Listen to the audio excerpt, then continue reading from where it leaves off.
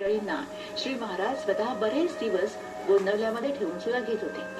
त्यामुळं अर्थातच थोरलं राम मंदिर हे आता अपुरं पडत होतं. म्हणून श्री महाराजांनी आता धाकटं राम मंदिर बांधलं. तसंच लोकांना, विशेषतः जे सहकुटुंब येतात त्यांना उतरण्यासाठी सोयीचं व्हावं म्हणून काही खोल्या सुद्धा बांधल्या. आपल्या कुलोपाध्याय चिंतुबुवा यांना गोंदवल्याला आणून जागा दिली आणि एक शेत सुद्धा उत्पन्नासाठी दिलं.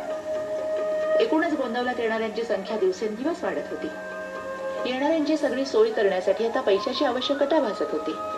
म्हणून श्री महाराजांनी घरच्या शेतीची वाढ केली. सगळी जमीन साफ करून खत वगैरे घालून चांगली जागा तयार केली. शेतात नवीन विहीर बांधली, नवीन जमीन आणखी विकत घेतली आणि ती रामाच्या खर्चाला लावून दिली. या काळात पुष्कळ वेळा श्री महाराज स्वतः शेतामध्ये नांगर हाकायचे, खडेगोटे काढायचे, हरळी उपटायचे, बरीच कामं करायचे. खुद्द श्री महाराजच काम करतात हे बघून मग गरीब श्रीमंत, लहान मोठे, स्त्री पुरुष सगळे जण काम करायचे. जेवायला रोज बाजरीची भाकरी, लाल तिखट आमटी असायची. भात फक्त सणावारी मिळायचा. पण तरी सुद्धा श्री महाराजांच्या प्रेमाखातर सगळे जण, अगदी अडाणी, स्त्री पुरुष, गरीब श्रीमंत, विद्वान, सगळे जण मोठ्या आनंदात हे कष्ट करायचे. जे मिळेल ते आनंदानं पोटभर खाऊन पुष्कळ दिवस गोंदवल्याला राहत असतात.